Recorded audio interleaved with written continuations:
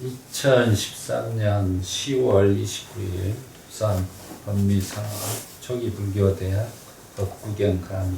오늘은 쌍해품 18개성과 19, 20 개성을 공부해 보겠습니다.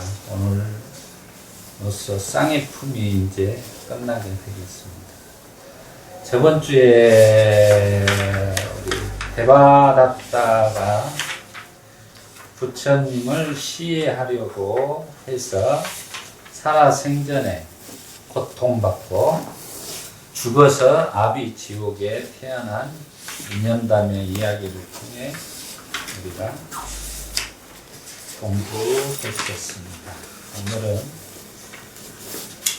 선을 18번 개성을 한번 읽어보죠. 선을 행하면 두 곳에서 즐거워하니 이 세상에서도 즐거워하고 저 세상에서도 즐거워한다.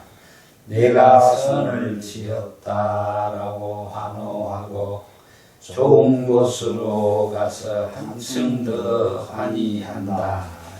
18번 개성부터 보고 넘어가겠습니다.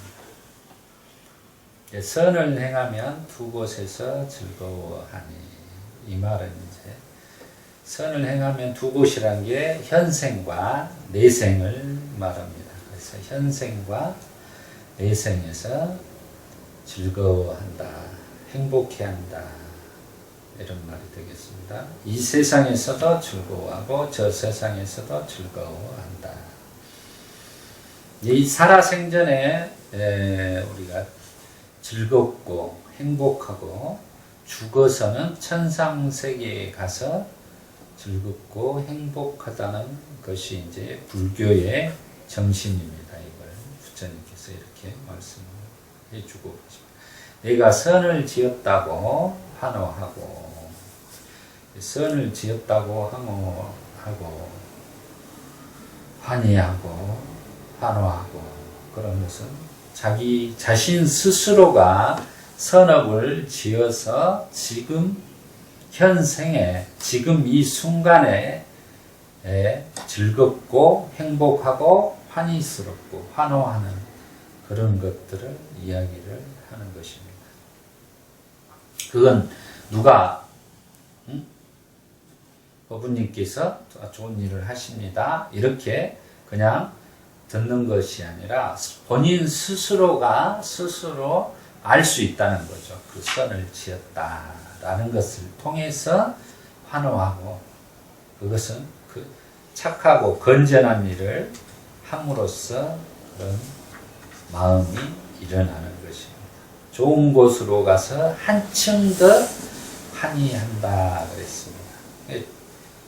그 살아생전에 좋은 원인을 이렇게 쌓고 선업을 쌓음으로써 죽어서 그 과보로 천상세계에 가서 자기가 한층 더 환희스러운 세상에, 한마디로 하늘의 영광을 누린다, 이렇게 영광 막 이렇게 이야기하죠. 그런 것처럼 우리도 불교도 현생에 잘 살면, 자기가 해탈 열반을 하지 않았다면 하늘나라에 가서 천상세계에 가서 영광스럽게 환희스럽게 살아간다는 말씀을 부처님께서 해주시고 계십니다.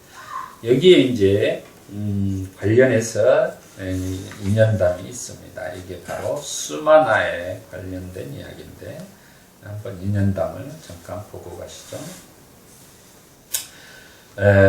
사와띠시의 제따숲에 계실 때 연인 수마따와 관련된 이야기이다. 사와따의 272페이지 아나타핀티카의 집에는, 아나타핀티카 장자는 우리 가장 시주를 평생도록 부처님 평생도록 시주했던 대부호죠. 그리고 그 다음에 제가 여신도인 위사카, 이 두 분이 그렇게 서로 경쟁해 갈 정도로 보시를 많이 했습니다. 그래서 부처님이 불교를 이렇게 성도 후 20년 후부터는 주로 이 제따와나 제따 숲에서 많이 이 안거를 보내시게 됩니다. 말년에는. 이런 후원의 덕분에 이렇게 말년에 제따 숲에서 사와티 시에서 많이 계셨다. 지금은 이제 사와티 시의 나중에 좀 세월이 됐을 때의 지금 이야기입니다. 사와티 시에는 공양을 드리고자 하면 이들 두 사람의 경험을 얻어야 했다. 그 이유는 무엇인가? 아나타 핀티카와 유사카가 그대가 행한 보시와 같은 보시를 행했는가? 라고 묻는다면 그들은 그렇지 않다고 대답할 것이다. 그대는 100,000냥의 돈을 보시할 수도 있지만 그것으로 수행승들을 만족하지 못하고 이것들이 어떠한 보시란 말인가 라고 투덜거릴 수도 있다.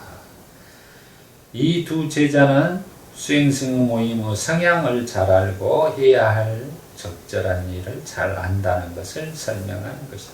이분들이 보시도 잘했지만 어떤 부처님은 무슨 음식을 좋아하고 어떤 스님은 어떤 여건에 이런 것들을 좋아하신다는 걸 다 간파하고 있었다는 내용이 되겠습니다.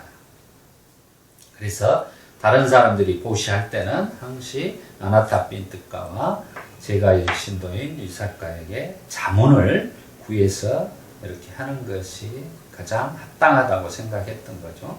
그러므로 보시를 하는 모든 사람들은 그들을 데리고 간다.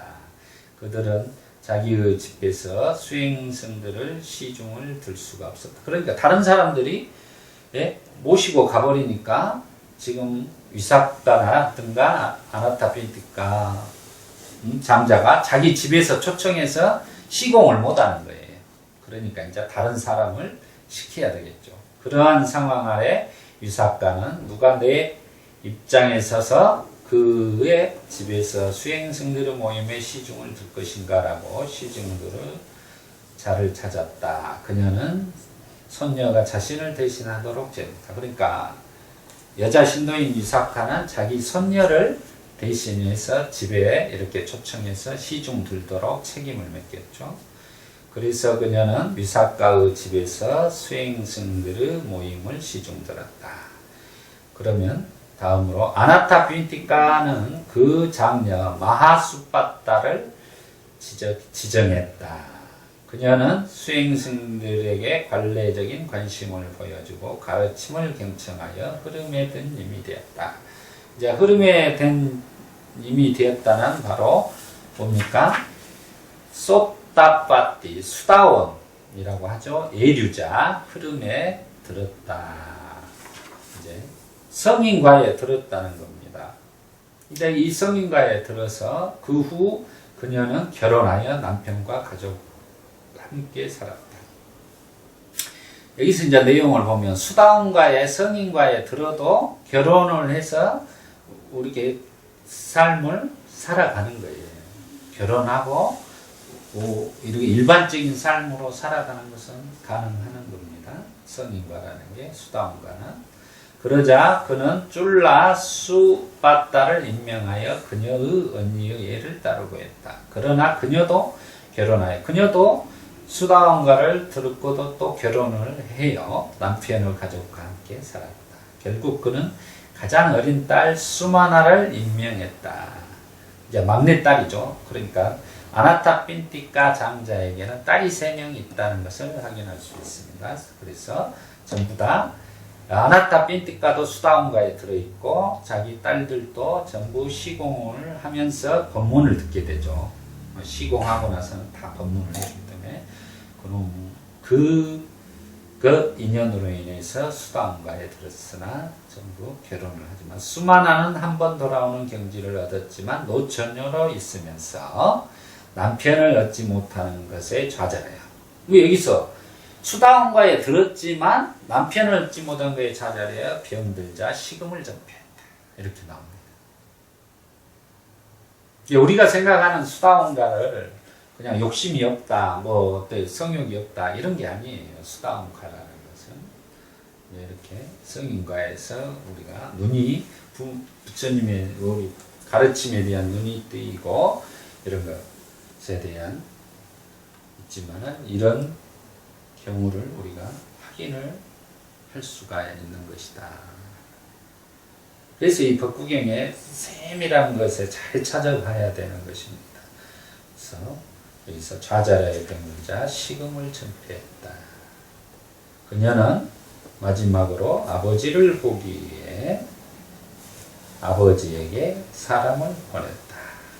장자 아나타 빈티카는 식당에서 막내딸의 편지를 받자마자 곧 그녀에게 달려가 나의 귀여운 딸 수마나여 무슨 일이냐라고 물었다. 수마나는 그에게 아우여 그대는 무엇이라고 했는가? 지금 뭐라고? 아버지가 가서 이렇게 무슨 일이냐고 하니까 아우여 이렇게 아빠한테 이야기를 하는 거죠. 이게 아나타 빈티카 장자가 지금 딸아 제정신으로 말하는 거냐? 이게 당황을 한 거죠. 갑자기 아우여 해버리니까. 그러니까 아우여 나는 정신없이 말하는 것이 아니다. 여기서 이제 정신이 안 돌았다 이 말이에요. 나는 제정신으로 지금 말하고 있다 아우여 이렇게 이야기를 하니까 딸아 두려운 것이 있는가 보다 아우여 두려운 것은 없다. 그녀는 더 이상 말하지 않고 죽었습니다.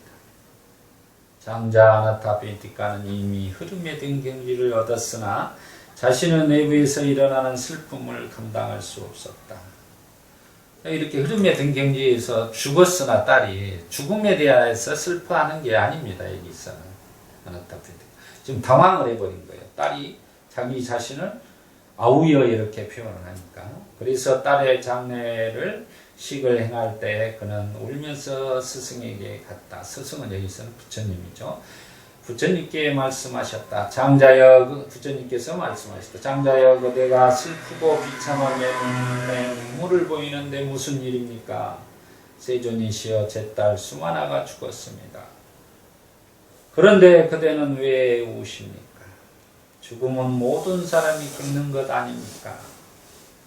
이제 수다원가 정도면 무상고무화를 알아요. 그런데 이제 그것 때문에 슬퍼하는 것은 아닌데 지금 부처님 보니까 울고 있으니까 세존이시여 저도 그것을 압니다. 그러나 제 딸은 부끄러움을 알고 창피함을 압니다. 저를 그렇게 슬프게 하는 것은 그녀가 죽을 때 올바른 마음을 회복하지 못하고 정신없이 헛소리를 하여 죽었기 때문입니다. 이게 올바른 마음을 싹띠를 확립하지 못하고 회복하지 말고 방일하게 저희가 정신이 미친 사람처럼 이렇게 죽었기 때문에 지금 슬퍼한다는 거죠. 대부어여 그대의 막내딸이 뭐라고 말했습니까? 세존이시여 제가 나의 귀여운 딸 수마나여 무슨 일이냐라고 물었습니다. 수마나는 저에게 아우여 그대는 무엇이라고 했는가라고 말했습니다. 그래서 딸아 제 정신으로 말하는 거냐 라고 했더니 아우여 나는 정신이 없이 말하는 것이 아니다라고 했습니다. 딸아 두려운 것이 있는가 보다고 말했더니 아우여 두려운 것은 없다라고 말하고 그녀는 더 이상 말하지 않고 죽었습니다. 이제 자초지정을 이렇게 설명을 하고 그러자 세존께서는 아나타 빈티카 장자에게 말씀하셨다. 대부호여 그대의 막내딸을 제정신으로 말하는 것입니다. 그러니까 막내딸이 제정신으로 말했다고 지금 부처님께서 증명을 해 주시는 거죠. 어찌 그렇게 말씀하십니까? 그대가 그녀의 아우였기 때문입니다. 장자여 그대가 흐름에 든 경지를 성취했으나 그녀는 한 번 돌아오는 경지를 성취해서 길과 경지에 그대의 딸이 먼저 있기. 이게 이제 도과예요. 길과 경지가.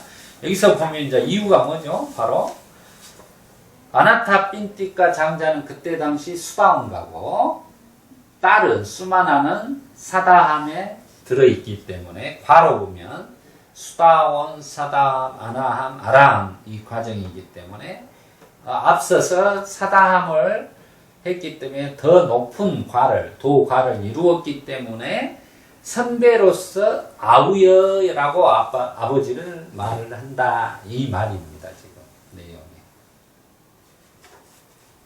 내용이 도과에, 그러니까 이 불교의 도과에 누가 먼저 들었느냐에 따라서 그 나이와 친척과 아빠와 이런 게 이제 필요가 없는 거죠. 실은 중요한 것은 도과에 누가 먼저 들어갔느냐에 따라 순서가 정해지는 것이다라는 것을 지금 말하고 있는 것입니다.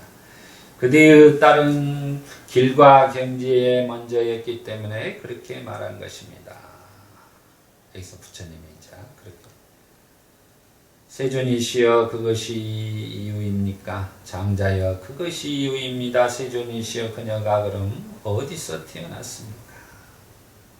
항시 부처님은 사람들이 묻습니다. 이렇게 어디서 태어났는가를 물어보고 부처님이 또 묻지 않아도 항시 전생에 대한 이야기를 해주고 계십니다. 그리고 현재 태어난 곳 이렇게 이야기를 함으로써 인과의 법칙을, 업인과의 법칙을 분명하게 말씀해 주는 거죠.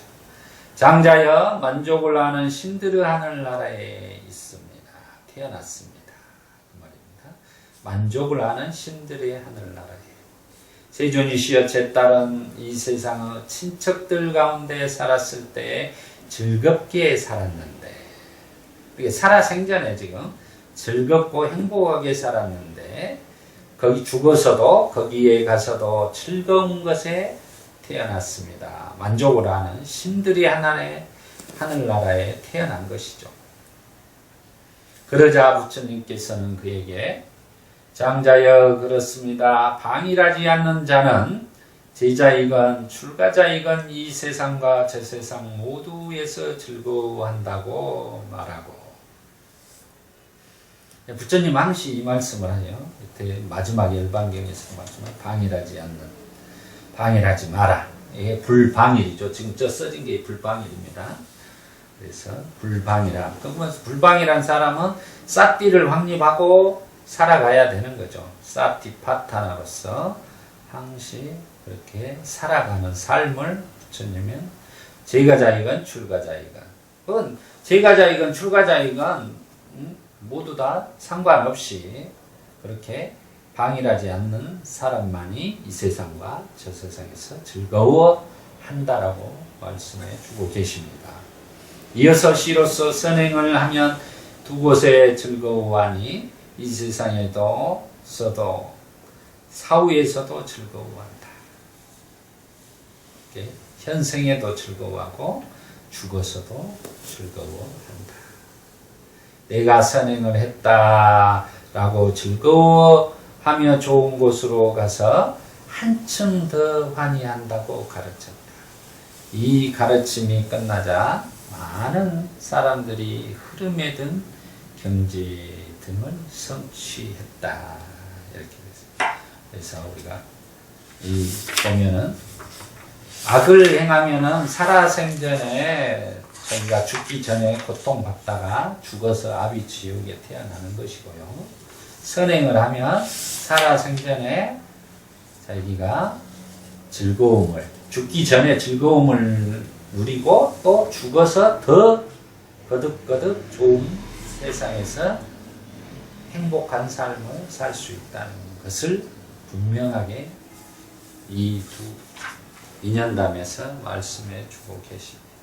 자, 19번 계속 보시죠. 오늘. 많은 경전을 외우더라도 방위하여 행하지 않는다면 소치기가 남의 소를 헤아리는 것과 같아 수행자의 삶을 성취하지 못하리. 이 부분을 보면서 많은 경전을 외우더라도, 많은 경전을 여기서 이제 보면은 많은 경전을 외우더라도 인자 내용의 배경은 소를 치는 사람이 있어요. 소 치는 사람이 다른 사람의 소를 아침에 일찍 이렇게 데리고 나갔다가 소를 이렇게 풀을 먹이고 나서 오후에 데리고 들어오면서 주인에게 돌려줍니다. 그러지만 그 소치는 사람은 그 소의 풀을 먹여서 막 건강하게 키워서 한마디로 소의 젖을 향유하지 못한다는 겁니다. 그게 이제 바로 많은 경전을 애우더라도 자기가 근데 주인은 어떻습니까?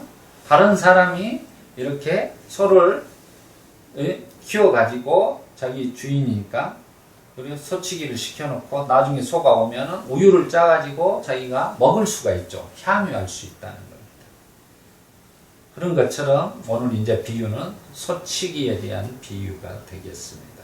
그래서 많은 경전을 외우더라도 방일하여 행하지 않는다면, 그러니까 여기서 이제 방일하여 행하지 않는다면 이것은 이제 우리가 사띠파타나 사띠를 확립하지 못한다면은, 그래서 부처님 항시 아까도 말씀드렸지만 방일하여 행하지 않는다. 그러니까 여기서는 자기가 무엇을 선을 행해야 되는지에 대해서 알지를 못하는 거예요. 방이라는 것은. 그러면 자기가 경전을 통해서 많은 것을 우리가 교학을 배우고서도 자기가 실천 수행을 하지 않는다면 이런 말이 됩니다. 오늘 주제가 방이라여 행하지 않는다면, 그러니까 싹띠를 확립하지 않고 이렇게 실천 수행을 하지 않는다면 소치기가 남의 소를 헤아리는 것과 같아. 소치기가 남의 소를 헤아리는 것과 같아 수행자의 삶을 성취하지 못하리라. 아까 이제 말씀드린 것처럼 소치기가 남의 소만 이렇게 뜯어먹이고 숫자만 세지 자기 것이 되질 않습니다. 자기 소를 키워가지고 자기 소의 젖을 이렇게 먹어서 향유하는 삶을 살아야 되는데 남의 소만 키워주고 자기는 그 소젖을 먹지 못하는 것은 수행자의 삶을 성취 못하는 것과 같다. 이 말은 한마디로 수많은 교학을 우리가 배우더라도 그 교학을 실천해서 부처님의 교학이라는 건 가르침이죠. 가르침의 맛을 자기가 볼 수가 없으면 필요가 없다는 거예요. 여기가 법미선언이잖아요. 담마의 맛을 바라기에서 법미선언입니다. 담마의 맛을 자기가 보지 못하고 담마만 그냥 머릿속으로만 이해를 하는 거예요. 그럼 그 교학의 담마를 부처님의 가르침을 실제적으로 실천행을 통해서 했을 때만이 자기가 그 맛을 볼 수가 있다는 거예요. 그게 소라는 담마를 잘 키워서 그 맛을 봐야 된다는 것입니다. 스스로. 담마만 이렇게 이해하고 그냥 그렇게 끝나버리면 바로 소치기가 남의 소를 헤아리는 것과 같다는 거죠. 실제적으로 자기에게는 전혀 이익이 없는 삶이 된다는 것.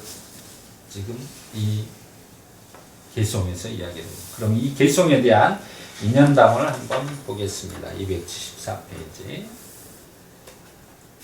부처님께서 사와띠시의 제따숲에 계실 때, 이제 사와띠시의 제따숲이 제따와나입니다. 두 도반 수행승과 관련된 이야기이다. 사와띠시에 살고 있던 두 훌륭한 가문 출신의 두 친구가 승원에 가서 부처님의 가르침을 듣고는 가르침의 감동을 받아 출가를 하였다. 5년간 아사리와 친교사 밑에서 지낸 뒤에 부처님께 가서 가르침을 들었다. 이제 아사리는 모범이 되는 제자들의 행위를 바로잡는 스님이에요. 우리가 보면 이제 규범사, 괴범사 해서 아사리라고 합니다. 이제 한마디로 이렇게 계율을 지도하고 이렇게 스님으로서 어떻게 살아야 된다는 것을 이렇게 가르쳐주는. 또 친교사는 이제 나이 어린 제자를 직접 가르치는 스승이라는데 보통 이제 자기를 은사 스님 이제 이렇게 보시면 되겠습니다. 그래서 이제 5년간 거기서 훈련을 이렇게 한 다음에 부처님에게 간 거죠. 그들은 부처님으로부터 통찰의 의무와 수행의 의무에 대해 상세히 들었다. 이 통찰의 의무, 이게 이제 수행이에요. 수행을 공부를, 실천 수행 공부를 말하는 거고, 공부의 의무에 대해서 상세히 들었다는 이제 교학이에요. 보통 이제 출가한 때 보면 이제 나이 든 분들은 수행 위주로 이렇게 해서 수행을 하고, 젊은 사람들은 교학적으로 이렇게 해서 강사가 되고 그랬습니다. 그때 당시 두 가지 중에. 한 친구는 세존이시여 저는 나이가 들어 수행자가 되었으니 공부의 의무를 완성할 수는 없지만 통찰의 의무는 완성할 수 있습니다. 라고 말했다. 이 말은 이제 이 경전에 보면 이제 나이 들어서 출가하신 분들은 대부분 수행을 이제 실천 수행을 많이 합니다. 그리고 젊은 사람들은 교학을 수행을 많이 하죠. 그래서 이제 그거 지당한 말이에요. 나이가 드신 분들은 이제 이렇게 기억력이라든가 이런 게 더 떨어지고 또 시간이 또 죽을 날이 가까우니까 더 수행에 해서 도가를 성취를 해야 되니까 이제 바로 이제 이렇게 실천 수행으로 많이 가는 거죠. 그래서 부처님께서는 거룩한 경지에 이르기까지 통찰에 대하여 친교사로 하여금 설명하게 했다. 지금 이제 통찰의 의무 수행자 나이든 그때 이렇게 법문을 친교사라고 가르쳐주게 한 거죠. 그는 용맹정진하여 마침내 4가지 분석전 마음과 더불어 거룩한 경지를 성취했다. 이제 아라한이 되었다 이 말입니다. 그 통찰의 의무 나이든 통찰의 의무를 수행했던 도반명이 이제 아라한을 성취했다. 그러나 다른 도반은 나는 공부의 의무를 다하겠습니다 라고 했다. 그는 차제적으로 부처님의 말씀인 경전을 배웠다. 그는 가는 곳마다 가르침을 이야기하고 읊조렸다.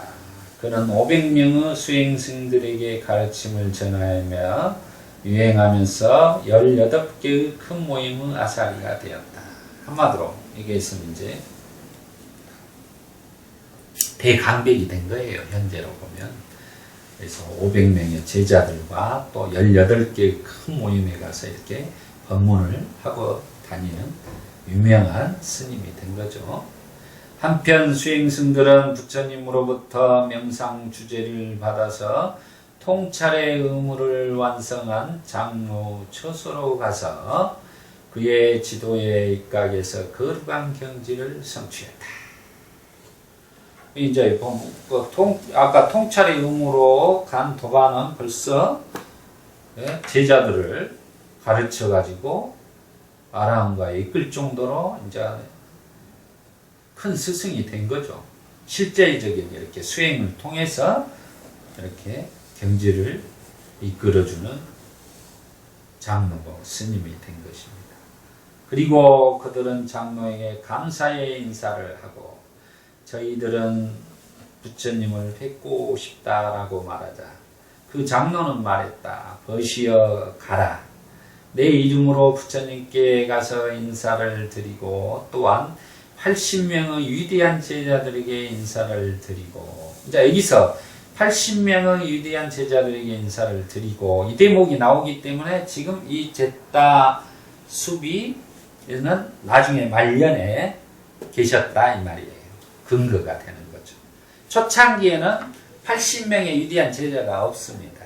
나중에 말년이 돼서 소문이 많이 나가지고 전 북인도 지역에 불교가 흥성함으로써 부흥함으로써 그때 80명의 이렇게 부처님 주위에는 80명의 대장로들이 이렇게 같이 이렇게 장엄을 하면서 이렇게 수행을 하고 있었던 것입니다. 그래서 이것은 나중에 부처님이 성도 후 20년 이후로부터는 주로 제타와나에서 계셔요. 이제 그때의 당시입니다. 초창기의 제타와나의 내용이 아니라 이것은 말년에 우리 불교가 부흥했을 때 이렇게 거대한 위대한 제자들 80명의 인사를 드리라고 이야기를 하는 거죠. 이런 것들을 딱 보면서 어느 시대다, 어느 상황이다를 분명하게 알아야 됩니다. 그래야 이게 이제 그때 당시의 상황을 정확하게 이해할 수 있는 거죠. 나의 도반 장로에게도 인사를 드리고 우리 아사리가 안부를 전한다고 하여라. 지금 이제 이 도반 장로에게 수행만 했던 통찰지 수행만 했던 지금 이 제자들이 가서 교학승에게 도반에게 가서 안부를 전한다고 하여라. 그러니까 그때 당시는 자기가 본인이 이렇게 가지 않았어도 자기의 이름으로 인사를 드리는 거예요. 제가 누구 어떤 스님이 이렇게 인사를 올리라고 합니다. 라고 우리가 사이에서 하는 것처럼 이렇게 이제 그때는 그런 것들이 많았어요. 그리고 이렇게 초청을 하고 그래서 그들은 수행승들은 승원으로 가서 아사리와 장로들에게 존자의 우리 아사리가 안부를 전합니다라고 인사를 했다. 그리고 그들이 그 도반 장로에게 인사하자 그는 그가 누구인가라고 물었다. 이제 몰라본 거죠. 이제 자기 도반 그런 스님을 수행승들은 존자여 그는 우리의 아사리입니다 라고 대답했다. 한 젊은 수행승이 그대는 그에게서 무엇을 배웠는가. 그러니까 한마디로 지금 그 교학승의 제자가 젊은 스님이 물어보는 거죠. 무엇을 배웠는가. 뒷가 니까야와 다른 니까야들 가운데 단 하나의 니까야도 배웠는가.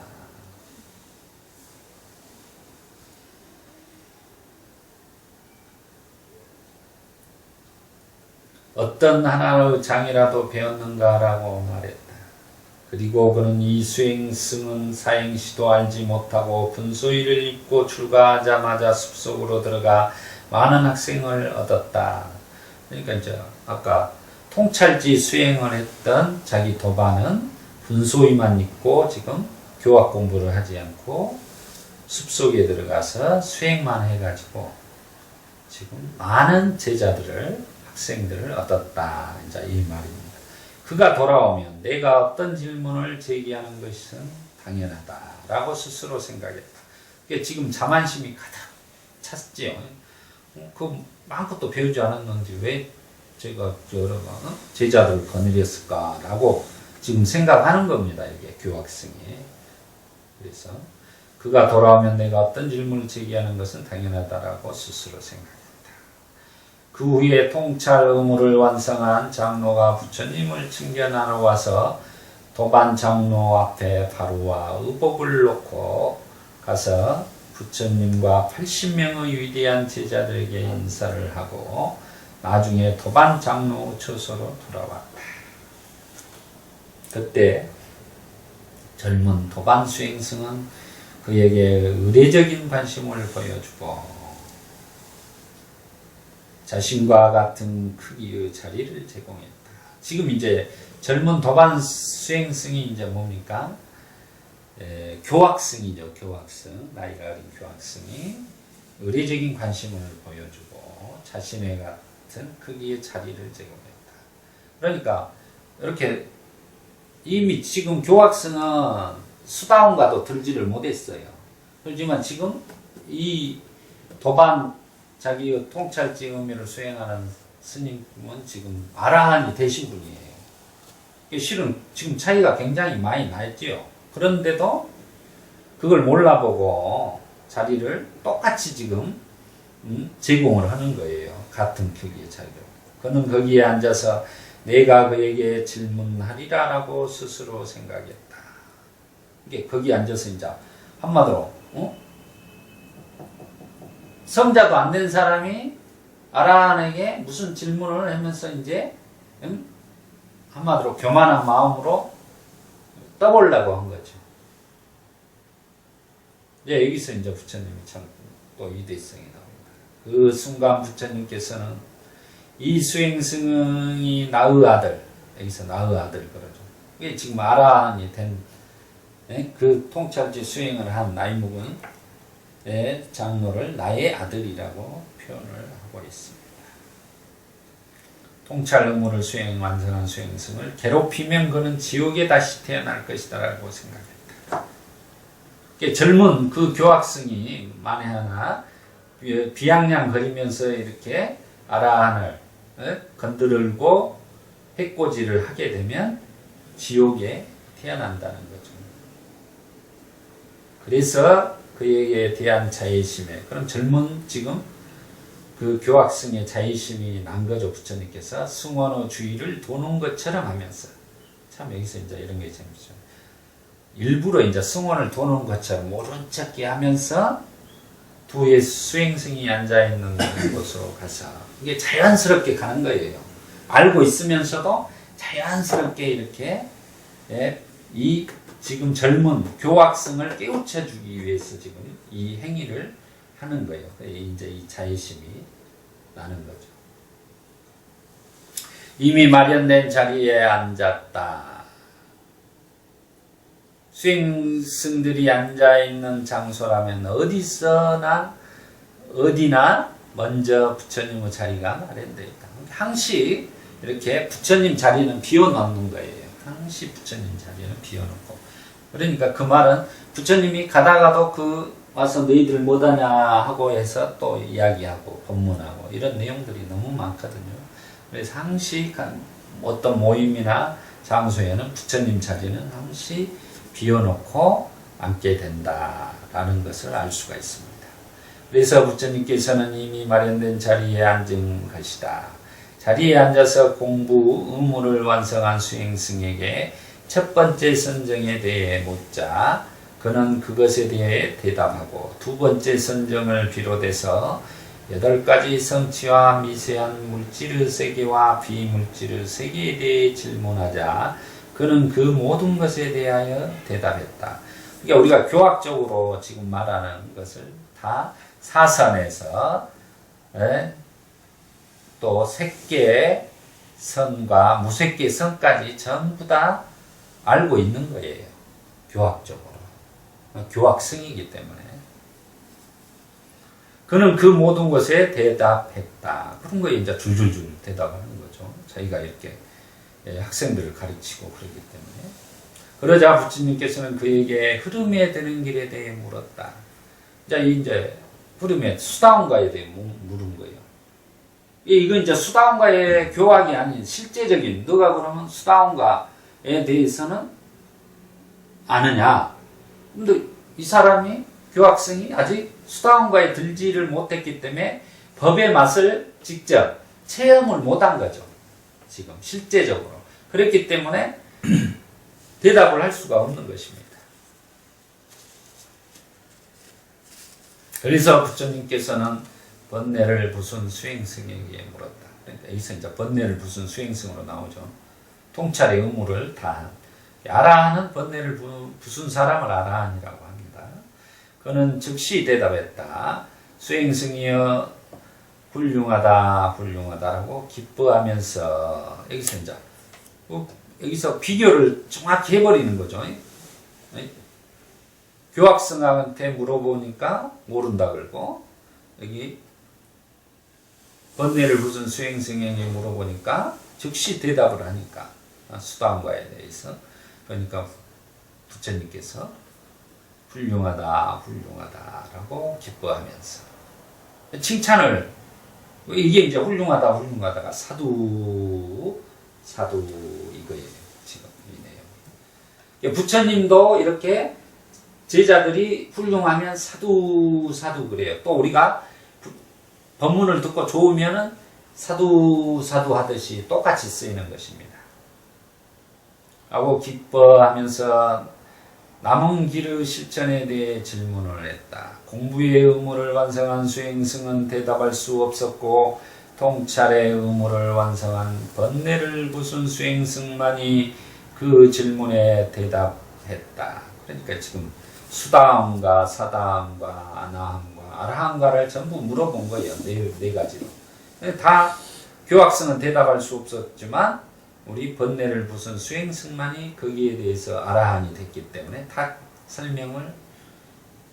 대답을 한 거죠. 네 가지 경우에 부처님께서 그에게 찬사를 그때마다 수다원이 됐을 때 사두 훌륭하다고 했고, 사다함이 됐을 때 물어보고 훌륭하다. 아나함이 됐을 그 질문에 대해 답하니까 훌륭하다. 아라한이 됐을 때 사두 하면서 이렇게 비교를 하니까 교학승은 어떻게 했어요? 지금 완전히 지금 창피 사건이 돼버린 거죠.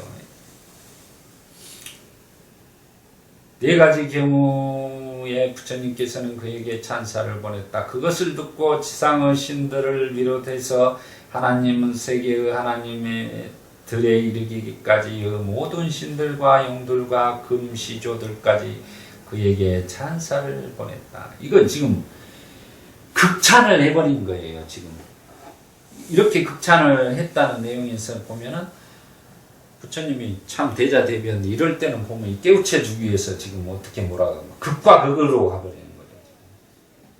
교학승을 완전히 똥을 되게 만들어버리는 거예요. 비교를 해가지고.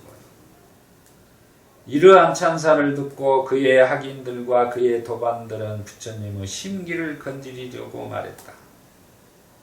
자, 그 제자들이 그냥 화가 난 거죠. 이렇게 너무 해버리니까. 창피를 자기 스승이 당하니까. 왜 부처님께서는 이렇게 하십니까? 아무것도 모르는 나이든 수행승에게는 네 가지 경우에 찬사를 보냈습니다. 모든 경전의 말씀을 외우고 있는 500명의 수행승들의 선생인 우리의 친교사에게는 전혀 찬사를 보내지 않습니다. 그러니까 지금 경전에 완전히 달통한 우리 교학승 그 대강부께서가 대단한데 왜 아무것도 모르는 저 수행만한 스님에게 찬사만 보내느냐라는 불만의 표시를 지금 학인들이 하고 있는 거죠. 그래서 부처님께서는 그들에게 말씀하십니다. 수행승들이여, 왜 그대들은 그렇게 말하는가라고 묻고, 그들이 그 의미를 말하자 부처님께서는 수행승들이여, 그대들의 아사리는 나의 가르침에서 고용되어 서로를 돌보는 사람과 같다. 이렇게 표현합니다. 부처님의 법의 가르침에서 고용되어 서로를 돌보는 사람과 같다. 서치기에 불과하다는 거예요.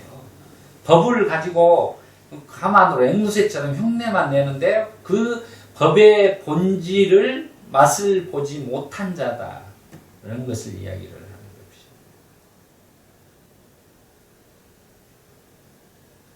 것이죠. 앵무새처럼 그 경전에 대해서 알고는 있지만 그 본뜻을 전혀 알지 못하고 자기가 실천 수행을 통해서 체득을 하지 못했다는 것을 지금 말해주고 있는 것입니다.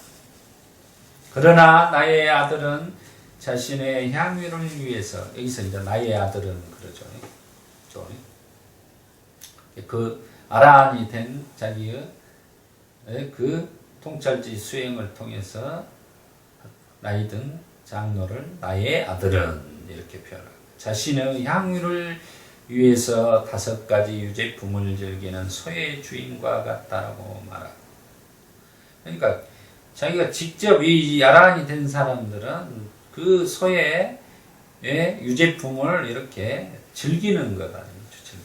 삶 속에서 즐기면서 맛을 보면서 즐겁고 행복하다는 것입니다.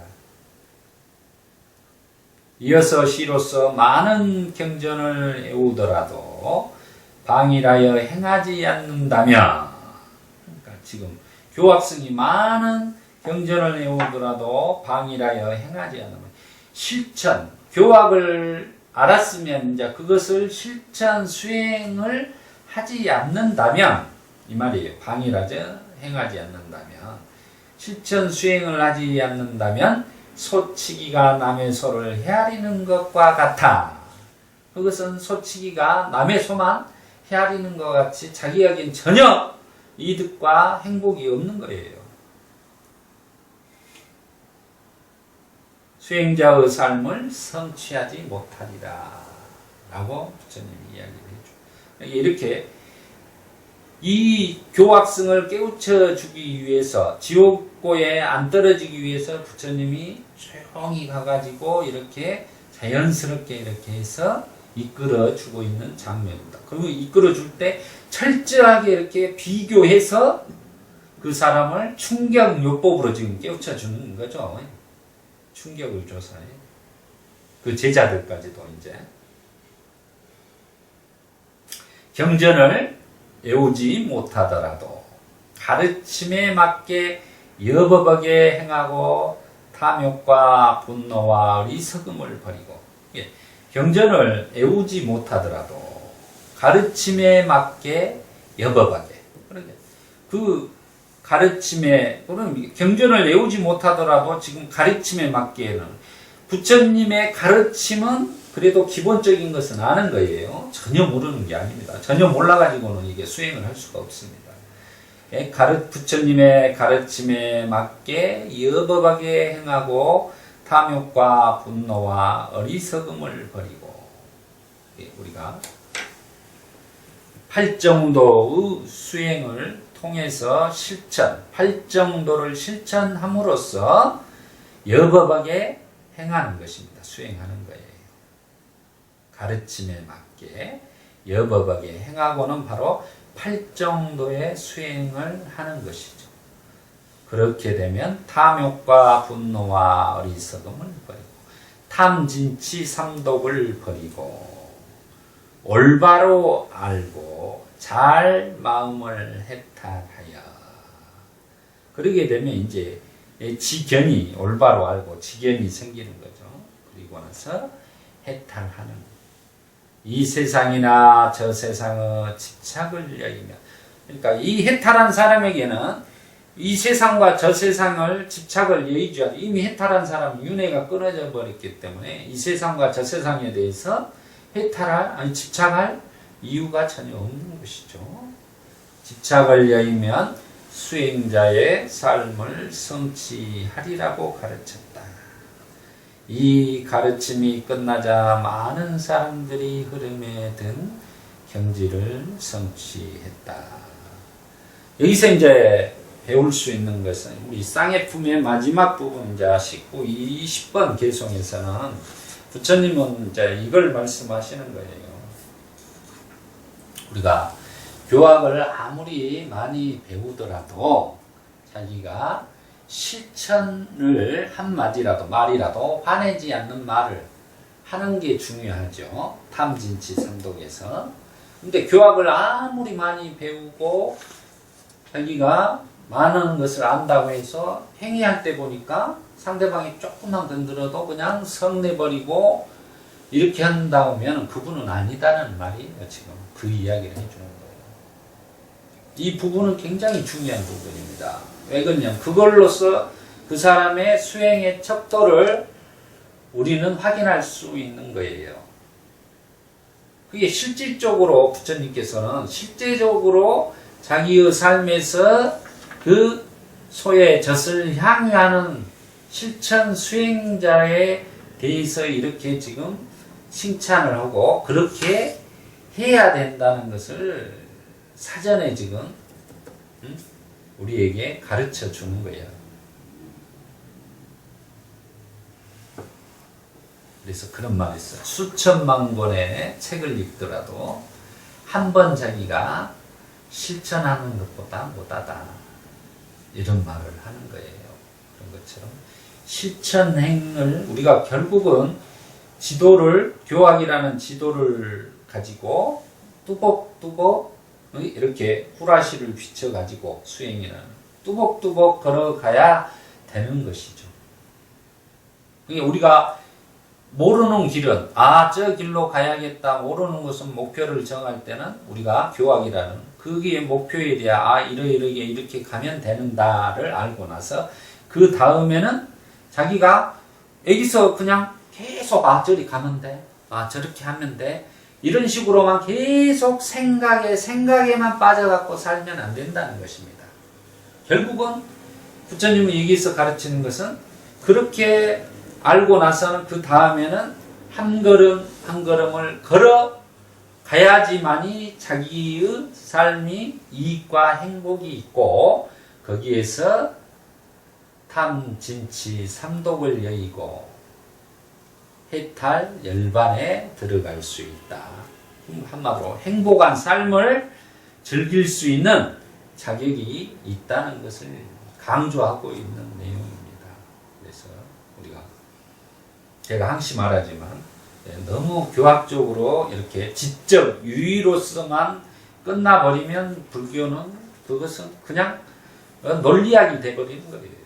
정신적으로 그냥 이렇게 아르마림만 내고 분별하고 생각으로만 빠져버리는 것이라는 거죠. 그것을 실제적으로 우리가 좌선을 하고 실제적으로 살면서 사람들과 관계에서 내 마음이 이렇게 소통과 나눔, 봉사 이런 것들이 되고 있는가. 내가 어떤 사람이 나에게 이렇게 확 건드렸을 때 내가 화가 나는가 안 나는가. 실제적으로 거기에서 자비심과 자애심이 사무량심으로 닦여서 그 사람을 대처하는가 안 하는가를 스스로 보아서 알 수 있고 수행을 해 나가야 된다는 거예요. 그래야지만이 서로 화합하고 잘 살아갈 수 있는 것이다. 그게 바로 불선업을 짓지 않고 살아생전에 행복하고 죽어서도 행복할 수 있는 방법이라는 것을 지금 이렇게 말씀해 주고 계시는 것입니다. 자, 20번 보면 이제 경전을 애우지 못하더라도 가르침에 맞게 여법하게 행하고 탐욕과 분노와 어리석음을 버리고 올바로 알고 잘 마음을 해탈하여 이 세상이나 저 세상에 집착을 여기면 수행자의 삶을 성취하리라. 이렇게 됐습니다. 내용은 이제 아까 다 했던 내용입니다. 경전을 외우지 못하더라도 가르침에 맞게 여법하게 행하고, 여법하게 행하고는 우리가 말은 부처님의 가르침 조금밖에 우리가 배우지 못했도록 기본적인 사제와 팔제 이런 것들을 실천에 옮기면 여법하게 행하고 있는 것입니다. 그래서 여법하게 행한다는 것은 우리 불교의 삼공덕, 보시, 지계, 수행 이런 것들을 해 나가는 것이고, 또 오군, 믿음, 정진, 염, 정, 해 이런 것, 이런 수행들을 우리가 해 나가는 것이 중요하다는 거죠. 그렇게 되면 탐욕과 분노와 어리석음을 버릴 수 있다는 것입니다. 그러기에 탐진치 삼독을 버리고 올바로 알고 쌈빠잖아. 이제 그때 이제 분명히 알고 자기 마음을 해탈하여 이 세상이나 저 세상이나 집착을 여기며 수행자의 삶을 성취하리라. 그러니까 아마 이 세상에 저 세상에 집착을 얘기했다는 것은 이미 이제 마음이 자유인이 된 거예요. 대자유인이 이때야 대자유인이라고 표현할 수 있어요.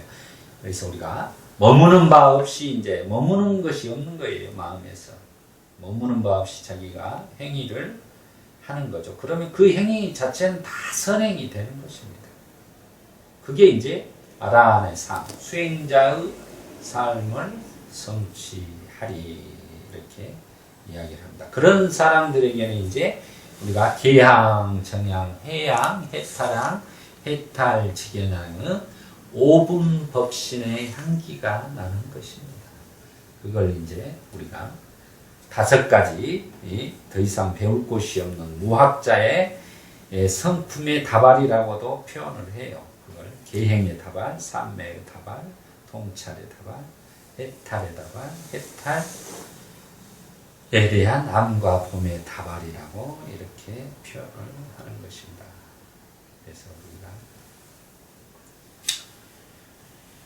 이런 삶을 살아가도록 하는 게 불교의 정신이다. 그러니까 아까 말한 것처럼 부처님께서 배고픈 자가 제가 신도가 소를 찾아서 나갔다가 법문을 듣지 못하고 소를 찾고 나서 나중에 그 아침과 점심을 굶고 부처님 법문을 들으러 왔을 때 그 밥을 먼저 챙겨 먹이십니다. 그리고 나서 그 제가 신도에게 법문을 해서 흐름에 든 자로 만들어주는 이 마음이 바로 실천행위예요. 부처님의 이 인연담의 내용을 보면 부처님의 행적을 보면 이야 부처님께서는 실제적으로 법문을 이렇게 해주면서 깨우쳐 주시고 또 이렇게 행위를 통해서도 보셔도 정말로 자비심과 자애심을 실천하고 계신 것을 우리가 볼 수가 있어요. 그런 것들을 우리가 이 법구경을 공부하면서 닮아가려고 하고 그렇게 실천하려고 하는 것이 바로 실질적인 수행이에요. 그래서 상시 부처님께서는 방일하지 말아라. 그게 불방일입니다. 그래서 삿띠의 수행을 그래서 해야 된다는 거예요. 삿띠, 쌈바다, 쌈마삿띠 이렇게 8정도의 정념 수행 이렇게 해서 우리는 8정도를 근거로 해서 8정도를 실천하는 삶을 실제적으로 우리가 수행을 통해서 해 나가야지만이 자기에게 이익과 행복이 있고 이 세상도 행복하고 저 세상도 행복하고 그 이 세상과 저 세상을 뛰어넘는 해탈 열반을 이룰 수 있는 수행자의 삶을 성취할 수 있는 것입니다. 오늘은 여기까지 하고 전법선언을 하겠습니다.